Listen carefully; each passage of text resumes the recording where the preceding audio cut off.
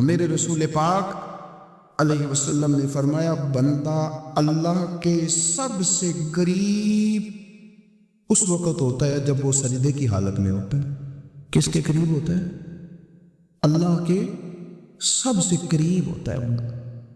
وہ بڑا نیڑے ہے رات کے، بڑا قریب ہے، اس لیے کہ وہ حالت سجدہ میں، وہ جب سجدے کرتا ہے نا اس کی بارگاہ میں جب جھک جاتا ہے۔ آپ ذرا سجدے کی کیفیت دیکھیں نا، زبان بھی یہاں ہے، آنکھ بھی یہاں ہے، کان بھی، عقل بھی ساری، اس نے سارا کچھ رکھ دیا سجدے۔ آپ وہ کبھی پیچھے جائیں تو دیہاتوں میں کہا جاتا تھا ناک سے لکیریں نکالو، بہت بڑی سزا ہوتی تھی نا، ناک سے لکیریں نکالو، بڑی سزا ہوتی تھی۔ تو اس نے کہا مالک مجھے کسی نے کہا نہیں، پر دیکھنا میں نے رکھ دی ساری عقل سجدے میں، اور رکھ کے کہا کیا سبحان ربی یل، اللہ میں پست ہوں تو اعلیٰ ہے، اللہ تو میرا رب ہے اور تو سب سے اعلیٰ اتنا۔ اور فرمایا جب یہ اس کیفیت میں ہوتا ہے تو پھر یہ اپنے رب کے قریب ہوتا ہے۔ کثرت عبادت نوافل، میرے رسول کریم علیہ السلام نے ارشاد فرمایا، حضور فرمانے لگے جس گھر میں اللہ کا ذکر ہوتا ہے وہ گھر زندوں کا ہے، اور جس گھر میں رب کریم کا ذکر نہیں ہوتا وہ گھر زندوں کا نہیں۔ گھر نا ہم نا کتابوں میں پڑھتے ہیں کہ ایک بزرگ کہتے ہیں، حضرت فضیل بن عیاض کہتے ہیں کہ میں ایک گلی سے گزر رہا تھا تو گھر کے اندر کسی قاری صاحب نے قرآن کی آیت پڑھ دی، ولی من خاف مقام ربہ جنتا، میں تے میرے کانوں سے ٹکرائی تو اللہ نے میری کایا ہی پلٹ دی، میں توبہ کر کے۔ اب گھر کے اندر سے آواز آئے تو صحیح نہ تلاوت کی، پر اندر سے آواز آتی نہیں ہے، ڈیک بجنے کی آواز آتی ہے، یا ٹی وی چلنے کی آواز آتی ہے، یا دھوم مچانے کی آواز آتی۔ عبادت کا وہ جو خاص شوق تھا، وہ جو حسن تھا، وہ جو توانائی، وہ جو بات، ایک جگہ پہ ہم بیٹھے تھے تو وہاں ایک صاحب آئے، انہوں نے آتے ہی کہا کہ مہربانی کریں ذرا مجھے مصلی دے دیں، میرے میں کچھ نفل رہ گئے ہیں۔ تو میں نے وضو کر لیا تو کوئی مصلی مل جائے، مصلی انہیں دے دیا گیا، وہ مصلی لے کے چلے گئے تو پیچھے ایک صاحب نے تبصرہ کیا، کہنے نے کتنا ریاکار بندہ ہے، لوگوں کو دکھا رہا ہے کہ میں نفل پڑھتا ہوں، ہے کوئی بات کرنے والی؟ میں نے اسے کہا تو مہربانی کرنا، اس طرح کی ریاکاری تو بھی کر، پکڑ مصلی اور جا تو بھی تھوڑی ریاکاری کر کے آ، اٹھ ذرا شکر کر، کوئی یہ ریاکار بھی ملا ہے، کوئی نفل پڑھ کے ریاکاری کر رہا ہے۔ اللہ کا میں کہتا ہوں وہ پڑھے تو صحیح نہیں یار، یہ کوئی دور ہے نفل پڑھنے کا، اس میں تو لوگوں کا مزاج ہی نہیں، طبیعت ہی نہیں۔ میں نے کہا چل مہربانی کر یہ لے مصلی اور تو بھی جا تھوڑی سی، یا کر یا ریاکاری کرو تو صحیح نا، مزاج ہی نہیں۔ جمعے کی نماز پڑھ کے یوں دنیا بھاگتی ہے، او ہو پتہ نہیں کون سی پیچھے آگ تھی جو بجھائی جائے گی، اور آج تک لوگ مسئلہ پوچھ رہے ہیں کہ جمعے کی بعد والی سنتیں کتنی ہوتی ہیں۔ میں نے کہا کتنے سال ہو گئے جمعہ پڑھتے، کتنے سال ہو گئے، ابھی تک سنتوں کا نہیں پتہ، ابھی تک نہیں علم کے پہلے کتنی رکھتے ہیں اور بعد میں کتنی رکھتے ہیں۔ فجر کی سنتیں کب پڑھنی چاہیے؟ سنو فجر کی سنتوں کے بارے میں۔ میرے رسول کریم سید عالم صلی اللہ تعالیٰ علیہ وسلم سے ایک صحابی نے پوچھا تھا، حضور میری فجر کی سنتیں رہ گئیں یا رہ جاتی ہیں تو حکم کیا ہے؟ کیا انداز ہے حضور کا؟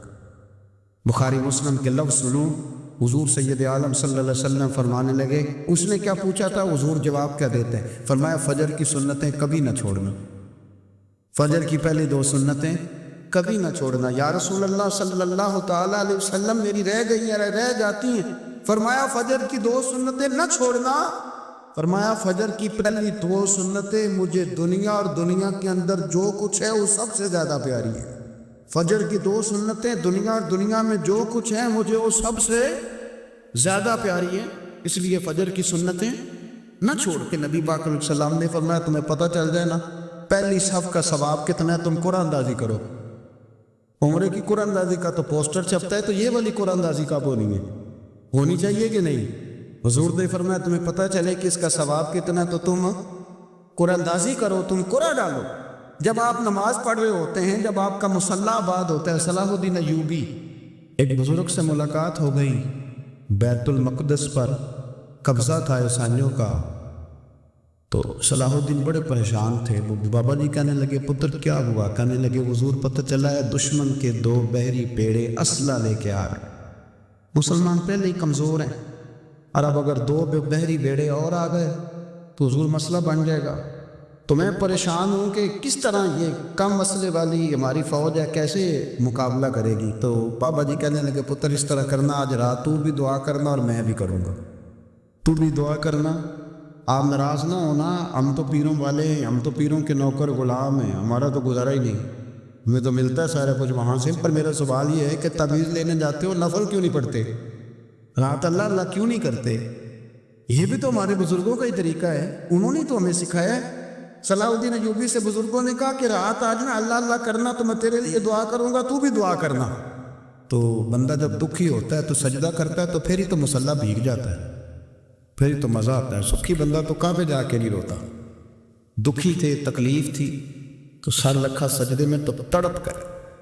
اور وہ بابا جی کہتے ہیں میں مسجد آیا تو صلاح الدین چیخیں مار کے رو رہا تھا اور کہہ رہا تھا مالک میں کوئی اپنی شان کے لیے تو نہیں نہ لڑ رہا، اللہ کو میں کوئی قبضوں کے لیے تو نہیں لڑ رہا، مالک تیرے لیے لڑ رہا ہوں، مجھے بے آبرو نہ کرنا، میری مدد فرما۔ کہتے ہیں میں آیا تھا کہ مسجد میں دعا کروں گا، پر صلاح الدین ایوبی کو روتے دیکھا تو میں لوٹ گیا۔ تو سویرے صلاح الدین ملے تو بڑے خوش تھے، میں نے کہا پتر کیا ہوا؟ کہنے لگے حضور وہ بحری بیڑے دو آ رہے تھے نا اسلحہ لے کے، دونوں ڈوب گئے پانی میں ڈوب گئے۔ تو بابا جی کہنے لگے صلاح الدین وہ پانی میں نہیں ڈوبے، وہ تیرے آنسوؤں میں ڈوب گئے، وہ غرق ہو گئے، وہ جو تو نے مصلی بات کیا تو وہ تیرے آنسوؤں میں ڈوب گئے، وہ غرق ہو گئے، وہ تباہ اتنے قیمتی تھے تیرے آنسو کے بہا لے گئے دشمن کے پیری پیڑوں کو۔ میرے بھائی ٹھیک ہو گیا، میرے عزیز سمجھ لیں اس بات کو ہمیشہ کے لیے، اور اس پر غور کرنے اچھے طریقے سے کہ میرے رسول کریم سید عالم صلی اللہ علیہ وسلم نے نا ہماری توجہ دلائی، حضور نے ہمیں بتلایا، ہمارا ذوق پڑھایا عبادت کی طرف۔ ایک صحابی تھے حضرت ابو فاطمہ رضی اللہ تعالیٰ عنہ، یہ ترمذی شریف کی حدیث ہے۔ نبی پاک علیہ السلام نے فرمایا ابو فاطمہ قیامت کے دن مجھ سے جلدی ملنا چاہتے ہو کہ دیر کے ساتھ؟ تو کہنے لگے حضور کون ہوگا جو دیر سے ملنا چاہے؟ قیامت کے دن آپ سے جلدی ملنا ہے۔ تو نبی پاک علیہ السلام نے فرمایا پھر اس طرح کرنا، دنیا میں رہ کے سجدے زیادہ کرنا، پھر سجدے زیادہ کرنا، قیامت میں ملاقات جلدی ہو جائے، قرب ملے گا تمہیں۔ اپنے بچوں کے اندر دیکھیں نا ہم شوق پیدا کرتے ہیں، ہمیں صحیح لفظ نہیں بولنے آتے پر ہم بچوں میں شوق پیدا کرتے ہیں کہ پتر ڈاکٹر بن جائے گا تو بڑا نفع کرے گا، تو لوگوں کی خدمت کرے گا، ملک و ملت کی خدمت کرے گا، تیرے ابا کا نام روشن ہوگا، تیرے دادا کی تعریفیں ہوں گی۔ ہم یہ ذوق پیدا کرتے ہیں، ہم اپنے نوجوانوں کے اندر یہ فکر پیدا کرتے ہیں، انہیں ہم سمجھاتے ہیں کہ میاں جب تم پڑھو گے محنت کرو گے تو فلاں آدمی کی طرح تمہارا نام ہوگا۔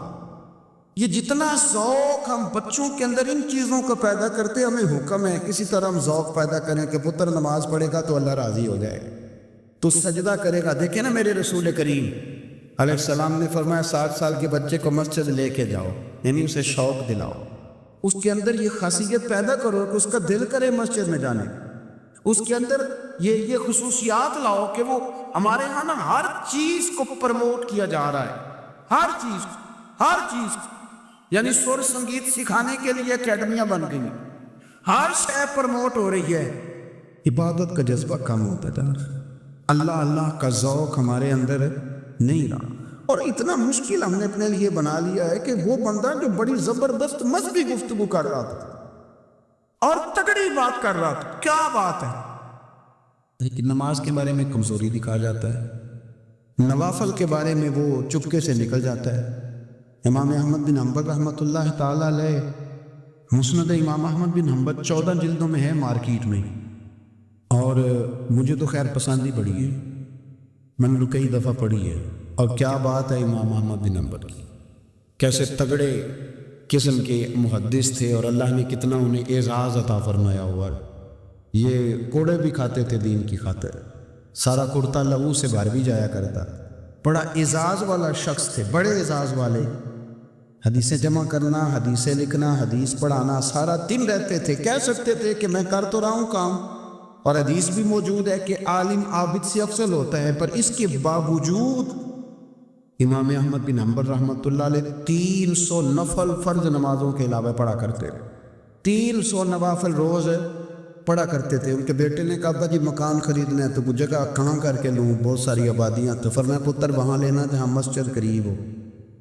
میرے رسول کریم سید عالم صلی اللہ علیہ وسلم اتنا پسند کرتے مسجد کو، اتنا پسند کرتے نماز کو کہ رسول کریم صلی اللہ علیہ وسلم تہجد کی نماز بھی پڑھتے، کر حضور فجر کی نماز بھی پڑھتے، نبی پاک وطر کو الگ کر کے پڑھتے، عشاء کے ساتھ نہیں پڑھتے. یہ تو ہمیں سے یہ اجازت دی ہمارے بزرگوں نے کہ بعد میں اٹھے گا کون علیحدہ وطر پڑھنے کے. عشاء کے ساتھ پڑھ وطر پڑھتے، تہجد پڑھتے، فجر پڑھتے، اشراق پڑھتے، چاشت پڑھتے، پھر مغرب کی نماز کے بعد 6 رکعت اوابین پڑھتے، پھر رات کو صلاۃ اللیل پڑھتے. سیدہ عائشہ صدیقہ کہتی ہیں زمانہ سو جاتا اور میرے رسول مصلی بچھا کے کھڑے ہو جاتے. او یار کھیتی باڑی کر کے نہیں، محنت مزدوری کر کے نہیں. جناب عائشہ کہتی ہیں میں یہ بھی دیکھتی کہ حضور ایک آیت شروع کرتے تو ساری رات اسی کو پڑھتے اور میری نظر جاتی تو قدم مبارک پہ ورم آ جاتا. یار نماز پڑھ کے اتنی مشقت کر کے اتنی جد و جہد کر کے ورم آ گیا. یا رسول اللہ اتنی محنت کیوں کرتے ہو؟ فرمایا فلا اکون عبدا شکورا، کیا میں اپنے رب کا شکر گزار بندہ نہ بنوں؟ صحابہ کا ذوق عبادتوں کا، ریاضتوں کا، تلاوتوں کا، طبیعت ہے ان کی. وہ ایک دوسرے کو، حضرت مولا علی شیر خدا کرم اللہ تعالیٰ وجہ الکریم کے زمانے میں روم کے بادشاہ نے کہا یار یہ مسلمانوں کا پتہ تو کرو، یہ آخر کیوں اتنے زیادہ مجاہد ہیں. اس زمانے میں جاسوس بھیجنے کا مزاج تھا. اب تو جاسوس پکڑا جاتا ہے، اب تو جاسوس ہے، اور جاسوسی کا شوق ویسے آج بھی ہے. عرض کروں تھوڑی سی بات اس عنوان کی. پتہ کیا ہمارا مسئلہ ہے؟ ہم جہاں جاتے ہیں نا وہاں تھوڑی خوشبو سونگنے کی کوشش کرتے ہیں. وہ کیا ہے تو یہ کیا ہے تو ادھر کیا ہے تو تھوڑا سا ادھر کیا ہے. میرے رسول پاک پڑھیے درود شریف، سارے پڑھیے ذرا زور سے صلی اللہ تعالی. نبی پاک علیہ السلام نے فرمایا جاسوسی نہ کرنا ورنہ تم بندوں کو خراب کر دو. اور فرمایا اس طرح نہ ہو کہ تم کسی کے آپ کھول نہ نکلو تو تمہارے پہلے کھول جائیں. یہ جو ذوق ہے نا یہ ختم کریں، چھوڑیں. مطلب آپ کس چکر میں پڑے ہوئے ہیں؟ اتنی زیادہ توجہ کرنے کی کیا ضرورت؟ نے کام سے کام رکھی، اس میں بندہ تھوڑا سا نا آسان رہتا ہے. یہ جو بہت زیادہ ٹٹولنے والے لوگ ہوتے ہیں نا وہ بیچارے پھر عمر ٹٹولتے ہی گزار دیتے ہیں، اس لیے کہ مزاج ہی بہت پکا ہے. بوری کا منہ کھول کے اندر تک ہاتھ ڈالنا تو پھر کئی دفعہ سامنے سے بچھو بھی لڑ جاتا ہے، خرابی ہوتی ہے. تو جاسوسی کی جاتی تھی. اس نے بھی جاسوس بھیجے کیونکہ قبیلوں کے لوگ تھے، کچھ مسلم کچھ کافر، پہچانے نہیں جاتے تھے لوگ. تو کچھ لوگ اس نے بھیجے، انہوں نے آ کے نا تحقیق کی، ریسرچ کری کہ آخر ماجرا کیا ہے. تو واپس جا کے انہوں نے رپورٹ دی نا روم کے بادشاہ کو. اس رپورٹ کا ایک جملہ بڑا شاندار ہے. وہ کہنے لگا بادشاہ ہمیں مسلمانوں کی کوئی سمجھ نہیں آئی، ہمیں کوئی سمجھ نہیں آئی. انہوں نے کبھی کیوں نہیں سمجھ آئی؟ کہنے لگے یار عجیب بندے ہیں، جب رات مصلی پہ بیٹھتے ہیں تو یوں لگتا ہے ان کا دنیا سے رشتہ ہی کوئی نہیں، کوئی کسی کو نہیں جانتا. کوئی اپنے دکھ سنا کے رو رہا ہے، کوئی اپنی بات کر کے رو رہا ہے، لگتا ہے کہ ان کے کوئی رشتہ ہے ہی نہیں جو مصلی پہ بیٹھتے ہیں. اور فرمایا جب سویرے یہ جہاد کرنے نکلتے ہیں تو لگتا ہے ان سے زیادہ دلیر ہی کوئی نہیں.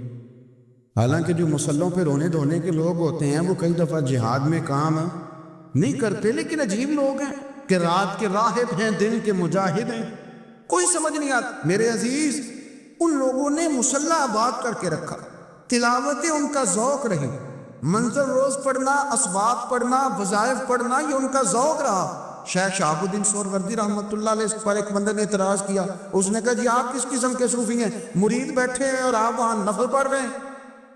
یہ بڑا مسئلہ ہوتا ہے نا. جو بندہ ملنے آتا ہے وہ اپنے ٹائم کے حساب سے آتا ہے، اور اس کا یہ بھی خیال ہوتا ہے کہ پیر صاحب جو ہیں وہ چونکہ درویش ہیں تو نہ انہیں روٹی کھانی چاہیے نہ سونا چاہیے، چونکہ وہ درویش ہیں، اور ہم چونکہ درویشوں کے ماننے والے ہیں لہذا ہمارا یہ طریقہ ہونا چاہیے کہ جیسے ہم کہیں درویش ویسے ہی کر جائے. حالانکہ جس کو آپ درویش کہیں گے آپ اس کی مانیں گے، آپ منوائیں گے نہیں، ہمارا مزاج ہوتا ہے. شیخ شہاب الدین پر لوگوں نے اعتراض کی، حضور لوگ ملنے آئے ہیں، زیارت کرنے آئے ہیں، یہ بندے دعا کرانے آئے ہیں، اللہ اللہ کرانے آئے اور آپ نفل پڑھ رہے ہیں، کیا جملہ ہے، کیا حسن ہے، کیا خوبصورتی ہے. فرمانے لگے رب رسول سے مانگنے کے لیے مصلی بچھایا ہے، اگر وہاں سے مانگوں گا نہیں تو تمہیں دوں گا کیا؟ پہلے مجھے کچھ لے تو لینے دو، اگر میرے پلے کچھ ہے ہوگی تو آگے دوں گا نا. تو میں مانگنے گیا تھا کہ یا اللہ دے تیرے بندے لینے آئے دے، تو میں کچھ لوں گا تو آگے دوں گا نا. لیکن ہمارا یہ سٹیٹس، یہ مزاج، یہ شعور نہیں ہے. گپے، کہانیاں، داستانیں، گفتگو، خطابت، واز، کیا بات. لیکن اگر کچھ کرنے کا کام ہو تو وہ نہیں ہم سے ہوتا. میرے نبی کریم علیہ الصلوۃ والسلام نے مصلی سے دل لگانے کا درس دیا. حضور نے توجہ دلائی. صحابہ اس ذوق کے حامل لوگ تھے، وہ کوشش کرتے تھے. جناب صدیق اکبر رضی اللہ تعالیٰ عنہ کا عبادت کا مزاج ہمیشہ قائم رہا. حضرت عمر فاروق ساری رات اللہ کے حضور کھڑے رہے. حضرت عثمان غنی رضی اللہ تعالیٰ عنہ عشاء کی نماز پڑھ کے 2 رکعتوں کی نیت باندھتے تھے. 15 سپارے پہلی رکعت میں پڑھ دیتے اور 15 سپارے قرآن مجید کے دوسری رکعت میں پڑھ دیتے. آپ نے نا حضرت عمر فاروق کے وصال کے بعد ان کی ایک بیوہ سے نکاح کیا. حضرت عثمان غنی نے نکاح کیا. وہ خاتون آپ کے نکاح میں آئیں تو عرض کرنے لگی امیر المومنین میرے لیے اعزاز تو بہت ہے کہ میں امیر المومنین کی بیوہ تھی تو امیر المومنین کی منکوحہ ہو گئی ہوں، لیکن حضور نہ تو میں جوان ہوں کہ میرے اندر رغبت ہوتی اور نہ میں اب اس قابل ہوں کہ کوئی خدمت کر سکوں. میرے ساتھ نکاح کی وجہ کیا بنی؟ تو عثمان غنی رو پڑے. فرمانے لگے میں نے عمر فاروق کو مسجد میں اپنے رب سے ڈرتے ہوئے دیکھا، میں نے اسے روتے ہوئے دیکھا ہے، عدل کرتے دیکھا ہے، انصاف کرتے دیکھا ہے، امت کی خیر خواہی کرتے دیکھا. تمہارے ساتھ نکاح اس لیے کیا ہے کہ تم مجھے یہ بتاؤ کہ عمر فاروق گھر کے اندر اپنے رب کو کیسے راضی کرتے تھے، گھر کے اندر کیسے راضی کرتے تھے. وہ طریقے بتلاؤ، تم بتاتی جانا اور میں بھی اسی طرح گھر میں عبادت کروں. اپنا ذوق، اپنی طبیعت ہم نے نا ذوق غلط بنا لیا. اگر 20 بندے کہہ بھی دیں گے تو نے بڑی شاندار تلاوت کیا تو کیا اس سے بنے گا؟ 100 بندہ کہہ بھی دے تیری کیا بات ہے، کیا بات ہے نعت خان کی، کیا بات ہے علامہ صاحب کی، پیر صاحب، پیر مہر علی شاہ صاحب رحمۃ اللہ علیہ. آپ تشریف فرماتے تو آپ کے ایک ہی بیٹے ہیں بابو جی جن کو کہا جاتا ہے. جس دن صاحبزادے پیدا ہوئے تو خادم نہ وہاں سے نکلا. ان لوگوں کی شوق اور طرح کے تھے نا تو ان کی توجہ بھی اپنے شوق کی طرف رہتی. تو خادم نکلا اندر سے، پیر صاحب مبارک ہو، پیر صاحب مبارک ہو، پیر صاحب مبارک ہو، پیر صاحب مبارک ہو. شور کر رہا ہے تو پیر صاحب کو وجد ہو گیا. اللہ اکبر، اللہ اکبر، اللہ. وہ کیا ہوا؟ کس بات کی مبارک دے رہے ہو؟ اس کی حضور اللہ نے بیٹا دیا ہے. تو آپ فرمانے لگے اچھا حضور آپ کیا ہوا؟ آپ تو پریشان ہو گئے. فرمانے لگے جب تو نے 3 دفعہ کہا نا مہر علی کو مبارک ہو تو میں سمجھا تھا شاید تجھے کسی نے بتا دیا ہے کہ مہر علی سے اللہ راضی ہو گیا. میں سمجھا تھا کہ شاید تو یہ خبر لے کے آیا ہے کہ کسی نے بتایا ہے کہ مجھے آج خبر ملی ہے کہ مہر علی سے رب اچھا پتر ہوا ہے. الحمدللہ، اللہ کا شکر ہے. اور میرے لیے مبارک کا دن وہ ہوگا جب میرا رب کہے گا کہ میں مہر علی سے راضی ہوں. میرے محبوب کہیں گے کہ میں مہر علی سے. آپ بات کو سمجھے. شوق ہی کسی اور طرف تھا، دل ہی کہیں اور لگا ہوا تھا، طبیعت ہی کہیں اور مائل تھی. کوئی وظیفہ پوچھتے تھے تو پڑھتے تھے وہ لوگ، کچھ اللہ انہیں بتائی جاتی تھی تو کرنے کا ذوق رکھتے تھے، طبیعت تھی، قائل تھے. حضرت ربیع کہتے ہیں میں بڑی دور سے سفر کر کے گیا حضرت اویس کرنی سے ملنے، بڑی دور سے. اور جب میں پہنچا تو فجر کا وقت تھا تو حضرت اویس کرنی کو میں نے پا لیا. تو وہ نماز پڑھ کے نا قرآن شریف لے کے بیٹھ گئے. فرماتے اشراق چاشت کا وقت ہوا تو نفلوں کی نیت باندھ لی. محدث ابن الجوزی نے لکھا ہے فرماتے ہیں پھر جب سوال کا وقت ہوا تو مسجد میں جھاڑو دینے لگ گئے. زور کی نماز پڑھ کے تو عصر کی تیاری تک وہ مسجد میں بیٹھے رہے. اور میرے نبی پاک علیہ السلام نے فرمایا جو نماز کے انتظار میں بیٹھا ہو وہ نماز ہی میں ہے، وہ نماز ہی میں ہے. فرمایا میری دنیا، میری امت کی جو رہبانیت ہے نا وہ اتنی ہے کہ نماز کا انتظار کرے. اذان کے بعد نماز کا یہ راہب ہے، یہ اس وقت چھوڑ کے بیٹھے ہیں ذرا کو. فرماتے عصر تک انہوں نے اللہ اللہ کی، پھر مغرب تک کی. عشاء کی نماز ہوئی تو نماز پڑھی تو وہ تھک گئے. اب مجھے وہ فارغ ہوں مصلی چھوڑے تو میں ملاقات کروں نا، کہ آپ حیران نہ ہو کہ اتنی دیر بندہ کیسے اللہ اللہ کر. ہم نے کی نہیں نا اس لیے ہم پریشان ہیں. جو عادی ہوتے ہیں وہ کر بھی لیتے ہیں. وہ یہ کام میری بات کو سمجھ آ رہی ہے؟ جب جاتے ہو کسی دفتر میں تو 8 گھنٹے کھڑے رہ لیتے ہو نا، مجبوری ہوتی ہے تو کھڑے رہا جا سکتا ہے. پاسپورٹ کا دفتر بولیے، امیگریشن کی لائنوں میں، اور میں نے تو ایمبیسیوں میں بندے 12 گھنٹے پہلے جا کے کھڑے دیکھے، رہ لیتے ہیں کھڑے. تو اگر ان کاموں کے لیے رہا جاتا ہے تو اللہ رسول کے لیے بھی کھڑے رہا جا سکتا ہے. تو فرمانے لگے کہ جب عشاء کی نماز کے بعد آخر انسان تھے، تھک گئے، نیند کا غلبہ ہوا تو تھوڑی ایسے آنکھ بند ہوئی تو کھلی تو رونے لگے. حضرت ویسے کر دیا، رو کے کہنے لگے مالک مجھے غافل تو نہ کر، ابھی میں نے کیا بھی کچھ نہیں، دن ختم ہو گیا، کوئی نفل نہیں، کوئی اللہ اللہ نہیں، اللہ مجھے غافل نہ کر، ذری مدد فرما. فرماتے ہیں جب وہ روئے تو میرے ساتھ جو شخص تھا میں نے کہا اٹھو چلیں. کہنے لگا حضور ملنا نہیں. فرمایا جو میں لینے آیا تھا وہ مجھے مل گیا ہے. جو میں ان سے سیکھنے آیا تھا وہ مجھے نصیب ہو گیا، اب اور میں نے کیا لینا، ختم ہو گئے، اٹھو چلیں۔ اللہ کے بندوں نے حضرت ربیعہ بن کعب اسلمی رضی اللہ تعالیٰ عنہ فرماتے ہیں، کہتے ہیں جب بنو قریظہ اور بنو نذیر یہودیوں کے ساتھ حضور علیہ السلام نے جنگ کا اعلان فرمایا تو وہ دشمن ہو گئے، ہمیں خطرہ تھا کہ وہ رات کو کہیں محبوب کو تکلیف نہ دے، تو کچھ لوگ نا تلواریں لے کے نبی پاک کے دروازے پہ پہرے داری کرتے تھے۔ گن مین رکھنا حرام نہیں، اگر کسی کو واقعی خطرہ ہو تو اس کے لیے سنت بھی ہے۔ حضرت علی المرتضیٰ تلوار لے کے حضور کے گھر کا پہرا دیتے تھے۔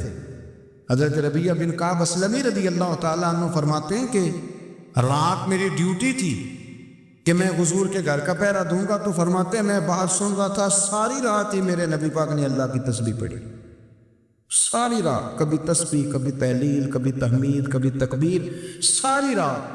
فرماتے ہیں ساری رات حضور پڑھتے رہے اور ساری رات ہی میں سنتا رہا، مجھے اونگ آ گئی، میری آنکھ لگ گئی، حضور ابھی پڑھ رہے، میں تھک کے سو گیا۔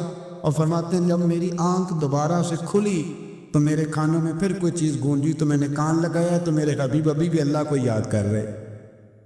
ساری رات حضور رب کی عبادت کرتے، اسی لیے تو کہا یا ایھا المزمل قم اللیل الا قلیلا، حبیب ساری رات تو نہ جاگا گا، تھوڑا آرام بھی کر لیے گا۔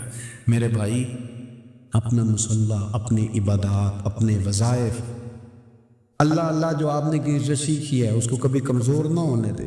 شجرہ شریف جو کسی بزرگ سے آپ لے لیتے ہیں تو کیا رسم ہے کوئی؟ اس پہ کچھ لکھا ہوتا ہے، وہ پڑھنے کے لیے دیا جاتا ہے، اس پہ لکھا ہوتا ہے کہ اللہ اللہ آپ نے کرنی ہے۔ ساری زندگی کسی اسکول میں داخل ہو گئے اور وہاں جا کے آپ نصاب ہی نہ پڑھیں، کتاب ہی نہ کھولیں تو پاس ہو جائیں گے؟ وہ کہتے ہیں میں 20 سال جاتا رہا ملا کچھ نہیں، تو آپ نے لیا کیا ہے؟